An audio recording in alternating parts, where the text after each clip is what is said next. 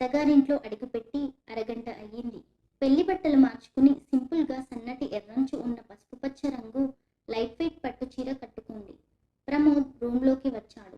తన అల్మారాలోంచి ఏవో తీసుకుని బయటకు వెళ్తున్నాడు. వెనక్కి తిరిగి, హా అనన్య, నాకు వర్క్ ఉంది, ప్లీజ్ నువ్వు అమ్మ వాళ్ళకి సర్ది చెప్పు అనేసి వెళ్ళిపోయాడు. అనన్యకి ఏమి చెప్పాలి అనేది అర్థమే కాలేదు. బంధువుల అమ్మాయి ఒకరు వచ్చి టిఫిన్ ఇచ్చి వెళ్ళింది. బాగా ఆకలేసింది అనన్యకి. చుప్చాప్గా తినేసింది. అరగంటకి మళ్ళీ ఆ అమ్మాయి వచ్చి, అక్క కిందకి రమ్మంటున్నారు అంది. సరే అనేసి కిందకు వెళ్ళింది. ఊరి వాళ్ళు చాలా మంది వచ్చి ఉన్నారు. అందరితో పరిచయాలు అయ్యాయి. ఊరిలో జరిగే ఈసారి ఉత్సవాలకి రామ్మ చాలా బాగుంటుంది అంది ఒక ఆవిడ ఆప్యాయంగా దగ్గరకు తీసుకొని. అత్తగారి వైపు చూసింది. అత్త విమల, సరే అని చెప్పు అన్నట్టు చూసింది. సరే అండి అంది అనన్య. అనన్య, భోజనాల్లోకి అన్నమే తింటావా, చపాతీ అయినా పర్వాలేదా అడిగింది విమల. అత్తయ్య, నేను చేస్తాను వంట అంది అనన్య. విమల నవ్వుతూ, ముందు ముందు నువ్వు చేస్తావుగా, ఇవాళ హాయిగా తినేసి రెస్ట్ తీసుకో అంది విమల. రాత్రి భోజనాల వేళ చుట్టాలకు తనకి అందరికీ నేల మీదే చాపలేసి బంతి భోజనం ఏర్పాటు చేశారు. ప్రమోద్ ఇంకా రాలేదు. తన పక్కన జంటగా ఒక మనిషి ఉండాలి కదా. పెళ్ళైన 10 గంటలకే తనను ఒంటరిగా వదిలి ఆయన ఎక్కడికెళ్లారు అని ఓ ఆలోచన వచ్చి మనసుకి వెలితిగా అనిపించింది అనన్యకు. అనన్య, సరోజ పిన్ని నిన్ను ఒక పాట పాడమని అడుగుతున్నారు, వినపడలేదా, సిగ్గుతో సమాధానం ఇవ్వట్లేదా అంది విమల. హా అత్తయ్య అని అనన్య సరోజ వైపు చూసింది. ఏదమ్మాయి, నీ గొంతులో ఓ పాట వినిపించు అంది సరోజ. ఈ వేళలో నువ్వు ఏం చేస్తూ ఉంటావో అనే పాట పాడాలనిపించి పాడింది అనన్య. వస్తూ ఉంటాడులే, ఇంకేం చేస్తూ ఉంటాడు అనో, ఏంటి వదిన మా అన్న గుర్తు వస్తున్నాడా అనో చిలిపి మాటలతో ఎవ్వరూ అనన్యని ఆట పట్టించట్లేదు అక్కడ. ఎవ్వరికి ప్రమోద్ కొత్త పెళ్లి కూతురి పక్కన లేకపోవడం ఏమిటి అన్న ధ్యాసే లేనట్లు ప్రవర్తిస్తున్నారు. అనన్యకి మనసులో చిన్నగా ముళ్ళుగుచ్చుకున్న బాధ కలిగింది. ఆ రాత్రి 11 గంటలకి అనన్య ఒక్కతే రూమ్లో ఒంటరిగా ఉంది. తాను 2 రోజుల తరువాత కాలేజీలో చెప్పే లెసన్స్ చూసుకుంటోంది. విమల వచ్చింది. ఈ 2 రోజులు చాలా అలసిపోయావుగా, ఇక పడుకో అనన్య అంది ఆవిడ రూమ్లోనే సోఫాలో సర్దుకుని పడుకుంటూ. అప్రయత్నంగా అనన్యకి ఆశ్చర్యంతో కళ్ళు పెద్దవయ్యాయి. ఏమిటిది, నా తొలి రాత్రి అన్న ధ్యాసే లేనట్లు చాలా మామూలుగా ప్రవర్తిస్తోంది ఈవిడ. అసలు ఏమి జరుగుతోంది నా చుట్టూ అనుకుంది అనన్య. కొంచెం చిరాకు, కొంచెం భయం, కొంచెం అయోమయంతో అనన్యకు తలనొప్పి వచ్చింది. కళ్ళు ఎందుకో తడి అయ్యాయి కూడా. తను ఏడుస్తున్నట్టు అత్తగారు చూస్తే బాగోదేమో అనిపించి నెమ్మదిగా కళ్ళు తుడుచుకుని సోఫాలో ఉన్న అత్తగారి వైపు చూసింది అనన్య. ఆవిడ అప్పటికే చిన్నగా గొరక పెట్టేస్తున్నారు. దేవుడా అనుకుంది అనన్య. గుప్పిటి బిగించి అసహనంగా, బాబోయ్ వీళ్ళేం మనుషులు అని అనిపించి అనన్యకి వళ్ళు సన్నగా వణికింది. కామ్గా పడుకుంది. తన మనసుకి తానే కంగారు పడకలే అని సర్ది చెప్పుకుంటూ.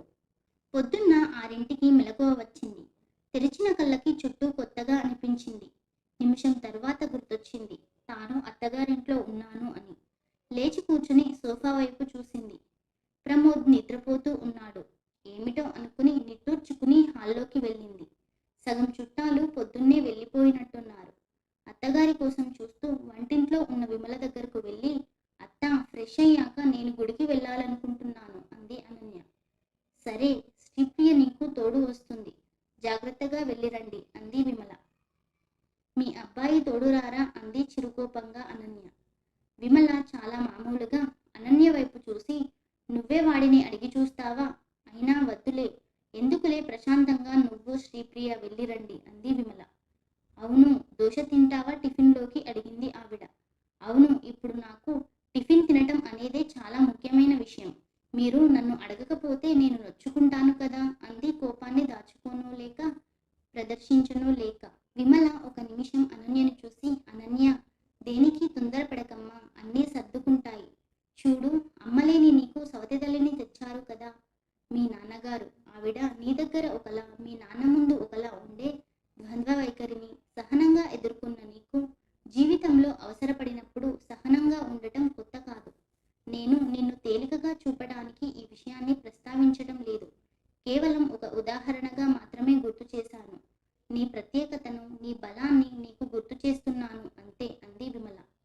ఓహో, నాకు సహనం అనే ఒక మంచి అలవాటు ఉండడం వలన జీవితమంతా అన్ని చోట్ల అందరితోనూ నేనే లొంగిపోతూ సర్దుకుపోతూ బతికేయాలా అంటున్న అనన్యకు ఏడుపు గొంతు పడింది. అది కాదు అనన్య అంటూ అనన్య దగ్గరకు రాబోయింది విమల. కరెక్ట్ అనన్య, నువ్వు సర్దుకుపోవాల్సిన అవసరం ఏమీ లేదు. నీకు ఎలా ఉండాలి అనిపిస్తే అలా ఉండొచ్చు అని అంటూ వంటింటి గుమ్మం బయట నుంచి వంటింట్లోకి వచ్చాడు ప్రమోద్. విమల సూటిగా ప్రమోద్ని చూస్తుంది. అనన్య మాత్రం చీర కొంగుతో మొహం తుడుచుకుంటూ ప్రమోద్ వైపు కూడా చూడడానికి ఇష్టపడనట్లుగా వెళ్ళిపోయింది. విమల ప్రమోద్తో అంది, మరి అనన్యకు ఇష్టమట, మరి తనతో గుడికి వెళతావా తన ఇష్ట ప్రకారం అనన్య అడుగుతోంది అంది విమల. ఎవరిని అడిగింది అనన్య అన్నాడు ప్రమోద్. నీతో వాదన చేసే ఓపిక నాకు లేదు నాయనా అని అంటూ విమల హాల్లోకి వెళ్ళిపోయింది.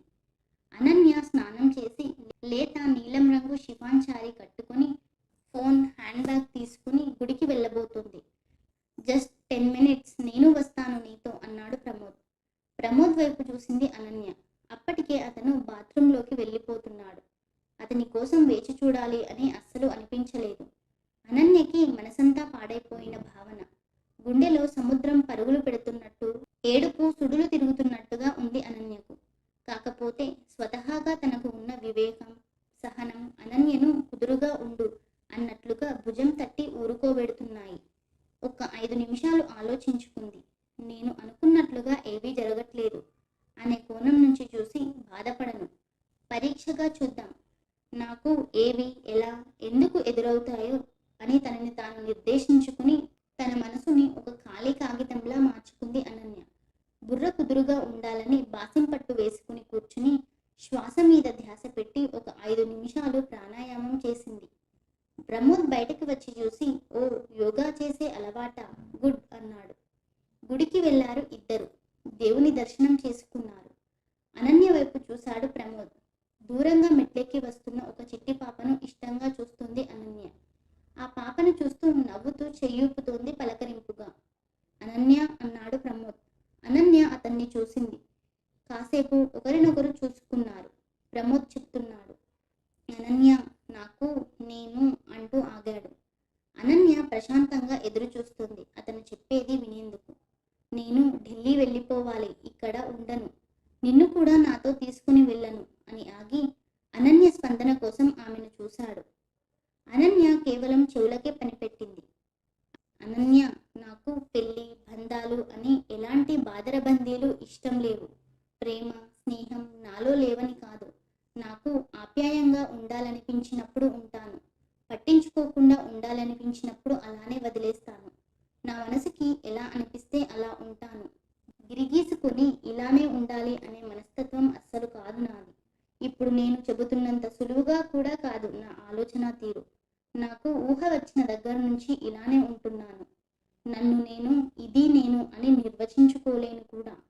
అయితే మరి నాకు పెళ్ళెందుకు, బంధమెందుకు అని నీకు అనిపిస్తుందా అన్నాడు. అభావంగా అతని వైపు చూసింది. అమ్మ దిగులు పడుతోంది, నాకు ఓ తోడు ఉండాలని.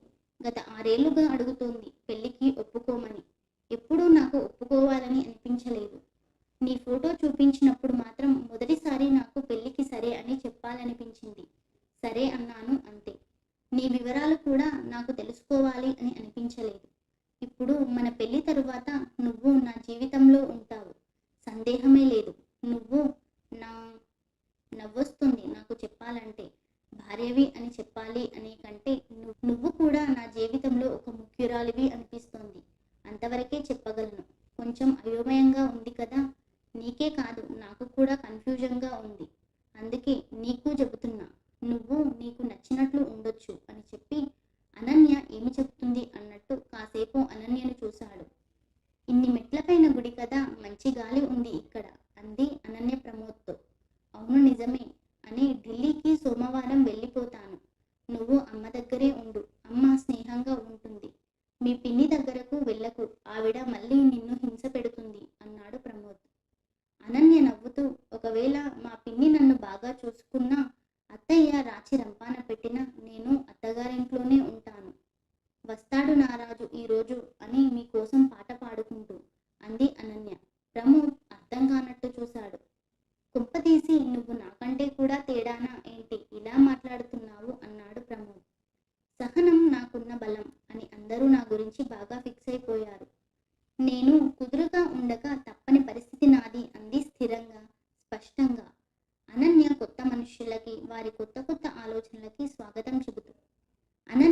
College lecturer. సోమవారం పొద్దున్నే ప్రమోద్ ఢిల్లీకి బయలుదేరి వెళ్ళాడు.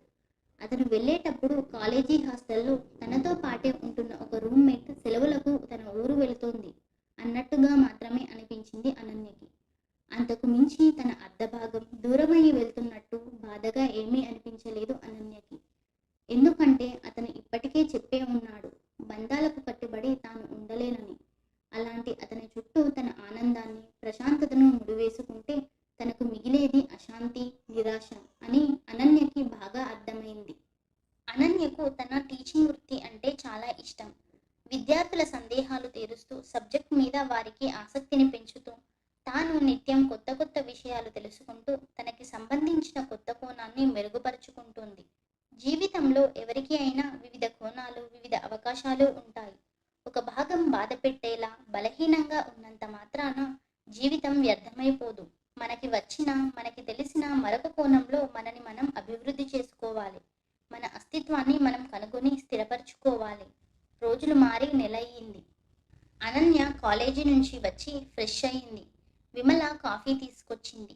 ఇద్దరు కాఫీ తాగుతున్నారు. కాఫీ అయ్యాక అనన్య లెసన్స్ ప్రిపేర్ చేసుకోవడానికి లేవబోతోంది. విమల లేచి వచ్చి అనన్య చేతులు పట్టుకుని తనతో తీసుకుని వచ్చి సోఫాలో పక్కన కూర్చోబెట్టుకుంది. అనన్య, నెల అయ్యింది నువ్వు ఈ ఇంటికి వచ్చి. నువ్వు నన్ను ఎప్పుడు నిలదీసి అడుగుతావా అని చూస్తున్నాను అంది విమల. అనన్య మౌనమే సమాధానంగా కూర్చొనుంది. ఎప్పట్లానే చెవులకు మాత్రం పనిపెట్టింది. అనన్య, నెల అయ్యింది నువ్వు ఈ ఇంటికి వచ్చి. నువ్వు నన్ను ఎప్పుడు నిలదీసి అడుగుతావా అని చూస్తున్నాను అంది విమల. అనన్య మౌనమే సమాధానంగా కూర్చుంది. ఎప్పట్లానే చెవులకు మాత్రం పనిపెట్టింది. నువ్వు వచ్చిన 4 రోజులకి నేను నీ నుంచి ప్రశ్నలు, నిందలు వస్తాయనుకున్నాను. నా ఊహలకు భిన్నంగా నువ్వు చాలా మామూలుగా తిరిగేస్తున్నావు. కానీ సాటి ఆడదానిగా నాకు నీ గుండెల్లో నువ్వు దాచుకున్న బడబాగ్ని తెలిసింది. ఇలా నిన్ను కదిలించకుండా వదిలేస్తే నువ్వు మరబొమ్మవి అయిపోతావు. నేనైనా ఇప్పుడు చెప్పబోయే వివరాలు ఇంకా ముందే నీకు చెప్పొచ్చు, కానీ నీకు ఈ ఇల్లు, నేను, ప్రమోద్ ఇలా అన్నిటి గురించి నీకు ఒక అలవాటులాగా, ఒక అవగాహనలాగా వచ్చాక నేను చెప్పాల్సింది చెబితే బాగుంటుంది అని ఆగాను. పెళ్లికి ముందు ఇదంతా చెబితే నీకు ఇక్కడ ఉన్న పరిస్థితుల కంటే కూడా ఎక్కువ ప్రశ్నలు, ఎక్కువ సందేహాలు నిన్ను అనవసరమైన అయోమయంలోకి పడేస్తాయి. ఆ సందిగ్ధత నీకు అవసరం లేదు అనుకున్నాను. నీ పినతల్లి, అదే సవితి తల్లి, నిన్ను వదిలించుకునేందుకు మా గురించి సరిగా ఆరా కూడా తీయలేదు.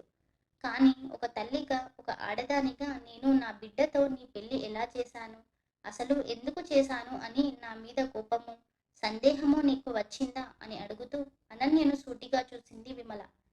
అనన్య చెబుతోంది, 1 రోజు 2 రోజులు ఇవన్నీ నేను కూడా ఆలోచించాను. కోపం వచ్చింది, బాధేసింది, దిగులు కూడా పడ్డాను. అంతే, ఒక హద్దు వరకే నేను బాధపడతాను. తరువాత నా జీవితం నా వరకు నేను దిద్దుకోవటం మంచిది అనుకున్నాను.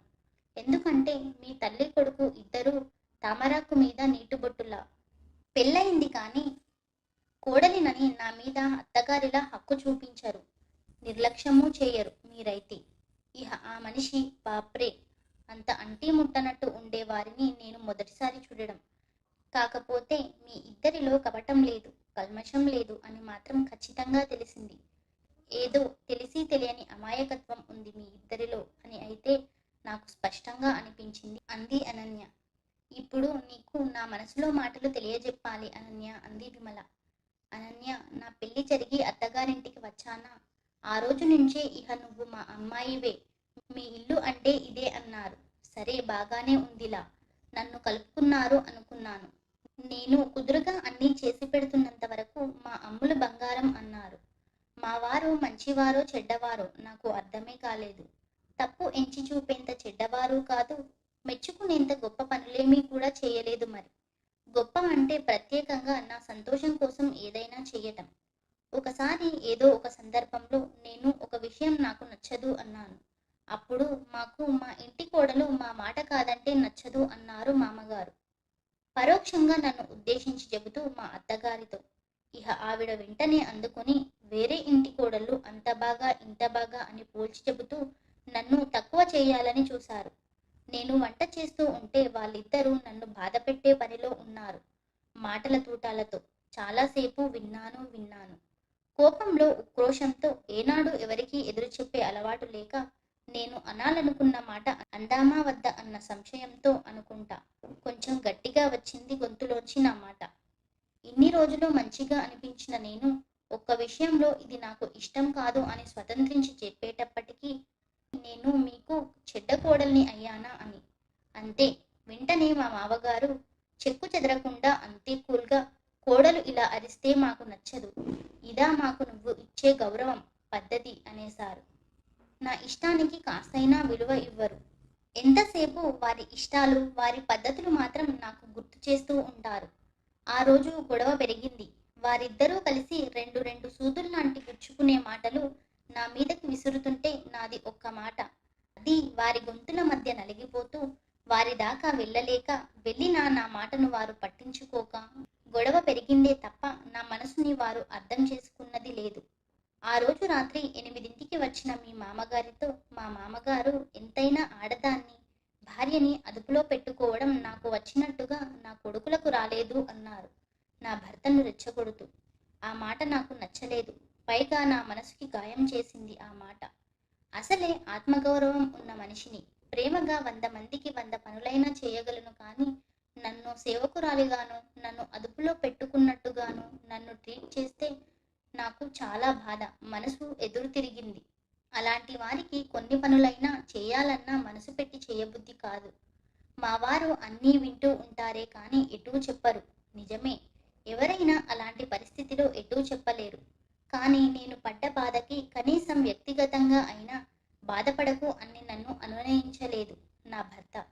మేమిద్దరం ఒంటరిగా ఉన్నప్పుడు కూడా ఏదో తెలియని బరువుగా, ఈదలేనేమో అనిపించింది నాకు ఇలాంటి బ్రతుకు.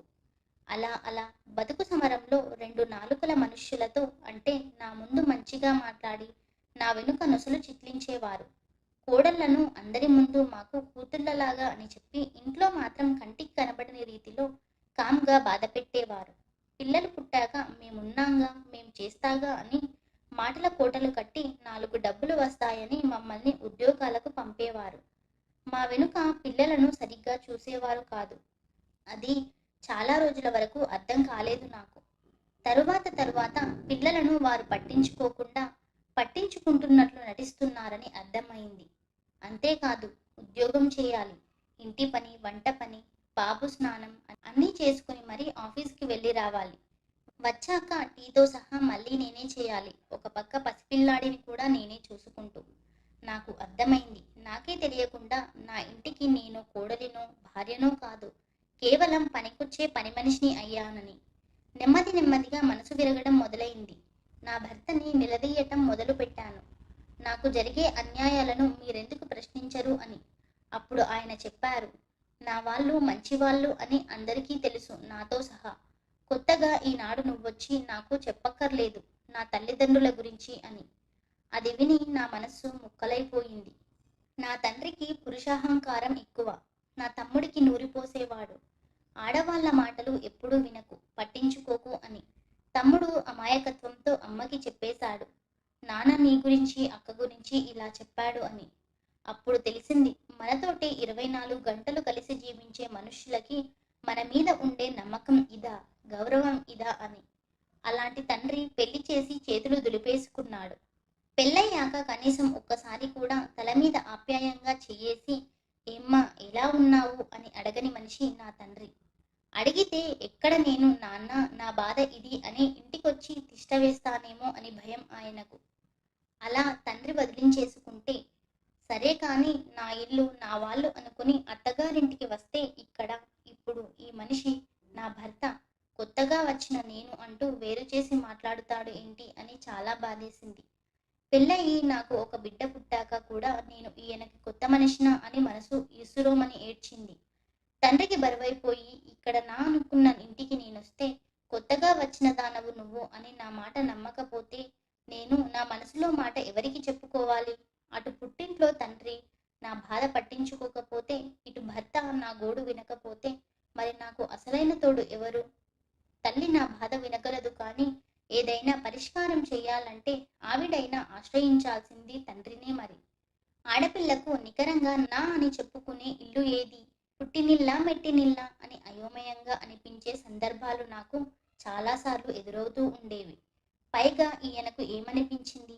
నేను ఆయన తల్లిదండ్రుల మీద చాడీలు చెప్తున్నాను, వారి మీద ఈయనకు ఎక్కిస్తున్నాను అని కదా అనిపించింది. నాది అంత తక్కువ బుద్ధి అనుకున్నారా అని నా మనసు ముక్కలైపోయింది. అంతే. ఆ రోజు తర్వాత నేను మంచి అనిపిస్తే మంచిగా ఉండడం, బాధ అనిపిస్తే బయటపడి చెప్పేయడం అలవాటుగా చేసుకున్నా. అలా చేస్తే మనసులో బరువు చేరకుండా చూసుకోవచ్చు అనుకున్నా. కానీ ఎక్కడో ఒకచోట నేను మరీ ఎక్కువగా స్పందిస్తున్నానా అని కూడా నాకు అనిపించేది కొన్నిసార్లు. కానీ నా పందా మార్చుకునే అవకాశం నా చుట్టూ ఉండేవారు నాకు ఇవ్వలేదు. నా తండ్రి అయితే మరీ ఘోరం. నా భర్త ఎదురుగానే నాతో అనేవారు, అతనికి తెలీదా ఏం చేయాలో, నువ్వు చెప్పాలా అతను ఏం చేయాలో అని. మామగారేమో కనీసం తినేటప్పుడు ఖాళీ అయిన మంచినీళ్ళ గ్లాసులో పక్కనే ఉన్న చెంబులోంచి నీళ్లు కూడా పోసుకోరు. మా అత్తగారు నింపాల్సిందే గ్లాసు. చుట్టూ అంతా పురుషాహంకారం. అంతే. మనుష్యుల మీద గౌరవం తగ్గిపోయింది నాకు. ప్రేమ ఉంది, బాధ్యత ఉంది నాకు అందరి మీద. కానీ వారి చిన్న తప్పు నుంచి పెద్ద మూర్ఖత్వం వరకు వారి మీద నిమిషాల్లో కోపం వచ్చేసేది. ఆవేశంగా మారిపోయేది. తగువులు వేసుకునేదాన్ని. మా వారు నా మనసంటే పట్టించుకోరు అనే బాధే తప్ప పురుషాహంకారం అయితే లేదు. అయితే మాత్రం ఏ రాయి అయితేనేం పళ్ళు రాలగొట్టుకునేందుకు అన్నట్టు ఏదో రకంగా నా బాధకి అయితే ఆయన కూడా కారణమే. కాదేది నా కోపానికి అనర్హం అన్నట్టు ప్రతి చిన్న తప్పుకి పెద్ద పొరపాటికి కాళికా అవతారం ఎత్తేదాన్ని. చుట్టూ నన్ను తొక్కేసే మనుషుల మధ్య నా కోపమే నా రక్షణ కవచం అనుకున్నాను. విడివిడి కాపురాలు ఏర్పడ్డాయి. నేనొక్కదాన్ని మాత్రమే కాదు. అందరి ఇష్టాలకి పరిస్థితులకు అనుగుణంగా వేరు కాపురాలు. మా వాడు 10 ఏళ్లవాడు. నేను బాధేసి గొడవేసుకొని మనసు పాడయ్యి ఏడుస్తుంటే మొదట్లో అయ్యో అమ్మ ఏడవకు అని నాతో పాటు ఏడ్చి నాకు తోడుగా వాడి చిట్టి చేతులతో నా కళ్ళు తుడిచి నాకు ఊరటయ్యేవాడు నా బాబు. బహుశా నా జీవితంలో ఆడదాని బాధని అర్థం చేసుకుని ఓదార్చిన మొదటి మగబిడ్డ నా బాబు. అలా కాలం గడుస్తోంది. మా వారు పరిస్థితుల పరంగా నా మాటలకు అంతేగా అంతేగా అని వంత వాడడం మొదలుపెట్టాడు. ఇంకో పాప పుట్టింది. నాకు ఆవేశం, నీరసం రెండూ పెరిగాయి. ఫలితంగా ఇంకా వాదనలు, అరుపులు, ఒకరినొకరు తప్పు పట్టుకోవడాలు. చివరికి నీ ఇష్టం పో అని ఆయన, నాకు నిర్ణయాలు వదిలేయటాలు. బాబుకి యుక్త వయసు మొదలవుతోంది. అప్పుడు వాడి దృష్టిలో అమ్మ అరుస్తుంది, నాన్న భరిస్తాడు లాంటి భావం పెరిగిపోయింది. నాన్న, అమ్మ అరిస్తే ఊరుకుంటావెందుకు, నువ్వు ఏదో ఒకటి చెప్పవెందుకు అని ఉచిత సలహా తండ్రికి ఇచ్చేంతగా ఎదుగుతున్నాడు మా అబ్బాయి. అతనిలో ఏదో మూల బంధాల మీద, అనుబంధాల మీద భయం, చిరాకు మొదలయ్యాయి. మొదట్లో సున్నితమైన మనస్సుతో అమ్మ కోసమో నాన్న కోసమో బాధపడి కన్నీరు కార్చిన పిల్లాడు చాలాసార్లు అదే సున్నితమైన మనసు పాడవుతూ ఉంటే ఆ చెదిరిన మనసుని కూడగట్టుకోవడానికి చిన్న చిన్నగా తన పరిధిలో తన ఆనందం మాత్రం గ్రహించుకుని, అంటే ఇష్టమైన సబ్జెక్ట్ చదువుకోవడం, పాటలు వినడం, పాటలు పాడుకోవడం, యోగా చేసుకోవడం, అలా తన కోసం సౌకర్యవంతమైన వ్యాపకాలు సృష్టించుకోవడం అలవాటు చేసుకున్నాడు. పెళ్లి అంటే తలనొప్పి, పెళ్ళాం అంటే రాకాసి ఏమో అనే భయం వాడిలో గూడుగట్టుకుపోయాయి. ఇవన్నీ నాకు అర్థం అయ్యేటప్పటికీ ఆలస్యం అయిపోయింది. వాడు వాడి ఆలోచనల, సొంత అభిప్రాయాల తేనపట్టులో సాలెగూడిలో బందీ అయిపోయాడు అని ఆపింది విమల. అనన్య విమల వైపు చూసింది. విమల కళ్ళల్లో నీళ్లున్నాయి. అత్తమ్మ అని అనునయంగా విమల చేతిని పట్టుకుంది అనన్య. బాధపడకండి అత్తమ్మ అంది అనన్య. నాది బాధ కాదు, నీకోసం ఆలోచనతో గుండె బరువెక్కింది అంది విమల. అత్తమ్మ, సమస్య ఏంటో తెలియకుండా పద్మవ్యూహంలో చిక్కుకున్నట్టుగా ఉన్నప్పుడు నిస్సహాయంగానూ బాధగానూ అనిపించింది. ఇప్పుడు సమస్య తెలిసింది, పరిష్కారం కోసం ఆలోచిద్దాము. ఇన్ని రోజులు ఏమీ అర్థం కాక గజిబిజిగా ఉన్న నా మనసుకి కనీసం ఈరోజు ఒక కారణం ఇది అని తెలిసింది. ఈ సమస్యకి పరిష్కారం చూడాలి ఇప్పుడు, అంతే అంది అనన్య ధైర్యంగానూ స్పష్టంగానూ. అనన్య, నీకు అన్యాయం చేయాలని కాదు, ఒక రకంగా సవతి తల్లితో ఉన్న నీ పరిస్థితి నుంచి నిన్ను విడిపించడానికి, మరో రకంగా నీ ఓర్పు గుణం, నీ ఆలోచన సరళి తెలిసి నీ సహాయం నాకు కావాలి అనుకుని నిన్ను కోడలిగా తెచ్చుకున్నాను. మా అబ్బాయి చెడ్డవాడు అయితే కాదు, ప్రేమ వ్యవహారం లేదు, చెడు అలవాట్లు లేవు. ఏదో ఒకరోజు తప్పకుండా నీ దగ్గరకు ఇష్టంగా వస్తాడు అని వాడి సున్నిత మనసు మీద నాకొక నమ్మకం అంది విమల సంజాయిషీగా. అనన్య సరే అన్నట్టు తలూపి అత్తగారి చేతిని తన చెంపకు ఆనించుకుంది. 3 నెలలు గడిచాయి. ప్రమోద్ తల్లితో మాట్లాడుతూ ఉండేవాడు. తల్లి తనకి ఫోన్ చేసినప్పుడు అతనేమీ అనన్య గురించి అడగకపోయినా విమల అనన్య గురించి ఏదన్నా చెబుతుంటే మాత్రం కామ్గా వినేవాడు. వద్దులే అనన్య గురించి అని మాత్రం ఎప్పుడూ అనలేదు. ఎప్పుడన్నా హాయ్ అని మెసేజ్ చేసేవాడు అనన్య ఫోన్కి. అనన్య బదులుగా హాయ్ అనేది అంతే. అలా కొన్ని నెలలు గడిచాయి. విమల అనన్య మధ్య మంచి అనుబంధం ఏర్పడింది. అన్ని కబుర్లు చెప్పుకునేవారు, తమాషాగా మాట్లాడుకునేవారు. ఒకరి మీద ఒకరికి కోపం వస్తే పోట్లాడుకునేవారు. అలిగి 4 రోజులు మాట్లాడుకునేవారు కాదు. 5వ రోజు అనన్యకి ఇష్టం అని గారెలు, ఆవడలు చేసి విమల తన కోపానికి తెల్లజెండా ఊపి శాంతి సంకేతం ఇవ్వాలనుకుంటే అనన్య కాలేజీ నుంచి వస్తూ విమలకి చాలా ఇష్టం అయిన వేడివేడి జిలేబీ తీసుకొచ్చి అత్తగారిని మంచి చేసుకోవాలి అనుకునేది. ఇద్దరూ ఒకరితో ఒకరు మాట్లాడుకోకుండా 4 రోజులకు మించి ఉండలేరు. అంతటి స్నేహం వారిద్దరి మధ్య తయారయింది. ఒకరోజు విమలకి చెప్పింది అనన్య. ఎవరైనా అమ్మ ఇంటి నుంచి అత్తగారింటికి వెళ్తారు. నేను మాత్రం పుట్టినుంచి నుంచి అమ్మ దగ్గరకు వచ్చాను. చిన్నతనంలోనే నాకు దూరమైన కన్న తల్లి మళ్ళీ ఇప్పుడు నాకు దొరికింది అత్తమ్మ అని ఒక మంచి అంచు చీర, చీర మీద 4 మూరల మల్లెపువ్వులు, పండు తాంబాలం పెట్టి ఒక శుక్రవారం సాయంత్రం విమలకు బహుమతిగా అందించి విమల కాళ్లకు దండం పెట్టుకుంది అనన్య. పిచ్చి తల్లి, నేను చేసింది ఏముందిరా, మా అత్తగారు నాతో ఎలా ఉంటుంటే నా మనసుకి ప్రశాంతంగా ఉంటుంది అనుకునేదాన్నో అలా నేను ఇప్పుడు ఆచరిస్తూ ఉన్నాను. అంతేనమ్మా అంది విమల అనన్యను ఆప్యాయంగా దగ్గరికి తీసుకుంటూ. ఒకరోజు అనన్య లెసన్స్ చూసుకుంటోంది. విమల వచ్చింది అనన్య రూంలోకి. ఇంకా పడుకోలేదు మీరు? నాకంటే అలవాటు, మీ ఆరోగ్యం పాడవదు అంది అనన్య విమలతో. రేపు ప్రమోద్ పుట్టినరోజు తల్లి, సరిగ్గా 12ంటికి ఫోన్ చేసి విష్ చేస్తాను ప్రతి సంవత్సరం. ఈసారి నువ్వు కూడా విష్ చేస్తావని వచ్చాను అంది విమల. ఊ అన్నట్టుగా తలూపి ఊరుకుంది అనన్య. అన్ను, ప్రమోద్కి విష్ చేస్తావుగా అంది విమల. మనస్ఫూర్తిగా విష్ చేస్తాను అత్తమ్మ, విష్ చేసేందుకు నాకేం అభ్యంతరం లేదు అంది అనన్య. 12ంటికి విమల ఫోన్ చేసింది. కన్నా, హ్యాపీ బర్త్డేరా అంది విమల. అటువైపు ప్రమోద్ మాట్లాడుతున్నాడు. ఒక్క నిమిషం నాన్న, అనన్య మాట్లాడుతుంది అని ఫోన్ అనన్యకు ఇచ్చింది. హలో, హ్యాపీ బర్త్డే అంది అనన్య. థ్యాంక్ యూ అనన్య, ఇంకా నిద్రపోలేదా అన్నాడు ప్రమోద్. నాకు ఇలా అలవాటే, తరువాతి రోజుకి లెసన్స్ ప్రిపేర్ అవుతాను అంది అనన్య. ఫ్రెండ్స్తో పార్టీ ఉందా ఇప్పుడు అంది అనన్య. అసలు ఈరోజు నా బర్త్డే అని నాకు గుర్తులేదు. బహుశా రేపు పార్టీ అడగొచ్చు ఫ్రెండ్స్, కానీ నాకు అమ్మ చేతి స్వీట్ తింటేనే అసలు పార్టీ ఆనందం అన్నాడు అప్రయత్నంగా ప్రమోద్. ఓ అవునా అంది అనన్య. అత్తమ్మకి ఇస్తున్న ఫోన్ అంది అనన్య. విమల ఫోన్ మాట్లాడి పెట్టేలోపు తన ఫోన్లో ఏదో చెక్ చేసింది అనన్య.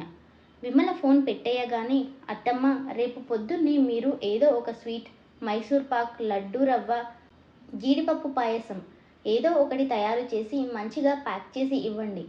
పొద్దున్న 9ంటికి ఫ్లైట్కి ఢిల్లీకి బయలుదేరదాం అంది అనన్య. ఆన్లైన్లో టికెట్స్ బుక్ చేయబోతు. ఏంటి, ఎక్కడికి అంది విమల. మీ అబ్బాయికి మీ చేతి స్వీట్ కావాలట, తన బర్త్డేకి తీసుకుని వెళదాం అంది అనన్య. అవునా తల్లి అని విమల మొహం వెలిగిపోయింది పట్టలేని సంతోషంతో. కోడలు తన కొడుకు ఇష్టం తీర్చాలని పడే తొందర చూసి.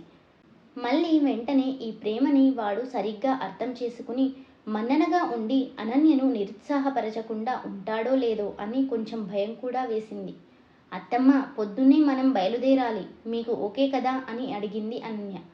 మీ మామగారికి ఇబ్బంది కావచ్చుగా, నువ్వు ఒక్కదానివే వెళ్ళి రాకూడదు అంది విమల. అనన్య ఓ నిమిషం ఆలోచించి సరే అని తన ఒక్కదానికే టికెట్ తీసుకుంది. మర్రోజు అత్తగారు జాగ్రత్తగా ప్యాక్ చేసిన మైసూర్ పాక్ తీపిని తీసుకుని భర్త దగ్గరకు బయలుదేరే ప్రారంభాన్ని చేసింది అనన్య. మధ్యాహ్నం 12లోపు ఢిల్లీకి చేరి టాక్సీ మాట్లాడుతోంది భర్త ఉండే చోటికి. విమల ఫోన్ వచ్చింది. హా అత్తమ్మ, చేరాను అంది అనన్య. మంచిదమ్మా, వాడు వస్తాను అన్నాడు ఎయిర్పోర్ట్కి నిన్ను పికప్ చేసుకునేందుకు అంది విమల. చుట్టూ చూసింది అనన్య.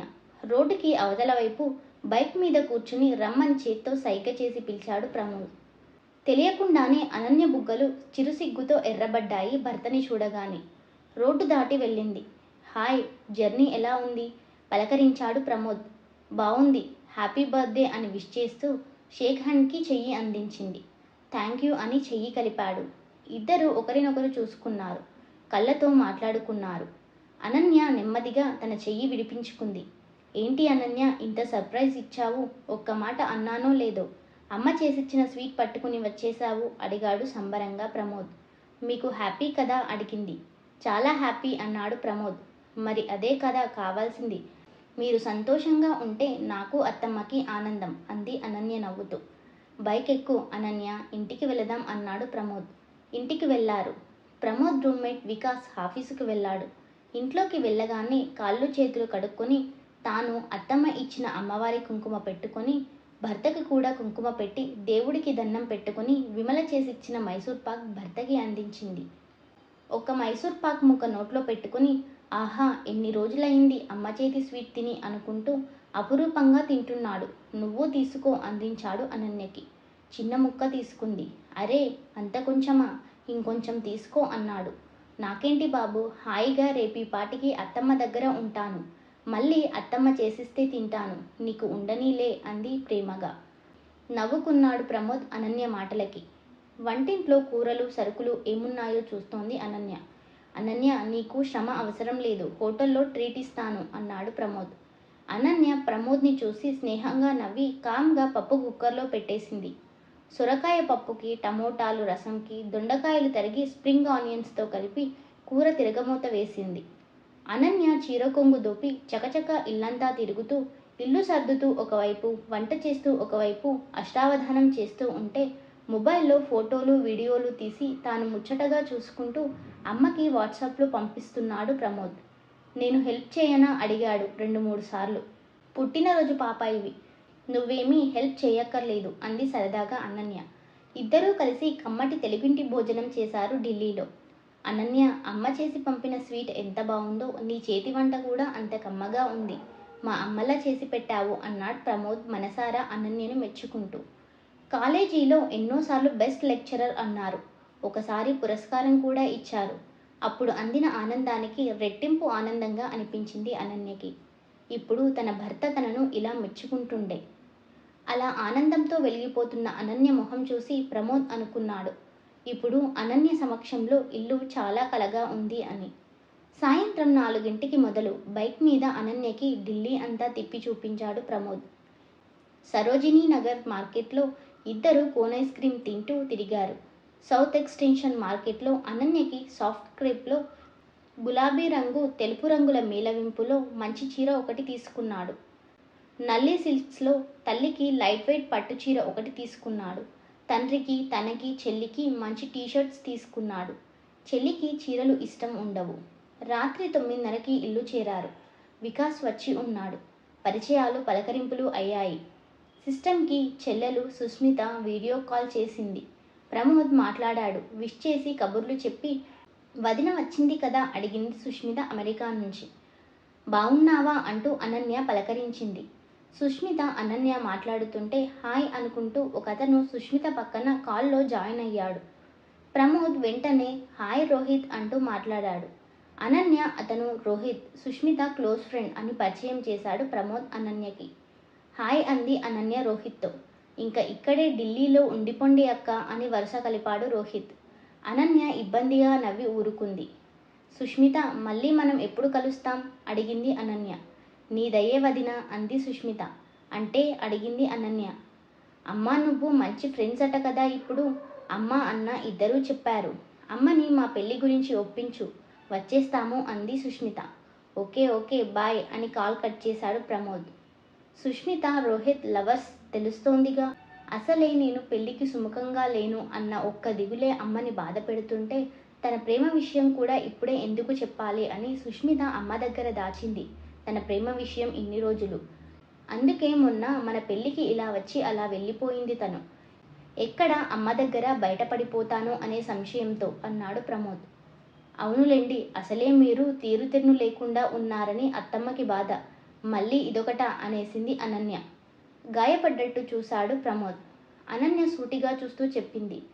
అవునండి, ఆవిడేదో అప్పటి తన పరిస్థితులను సమర్థించుకోలేక తన రక్షణ కవచంగా కోపం అనే ఆయుధాన్ని వాడారే అనుకోండి.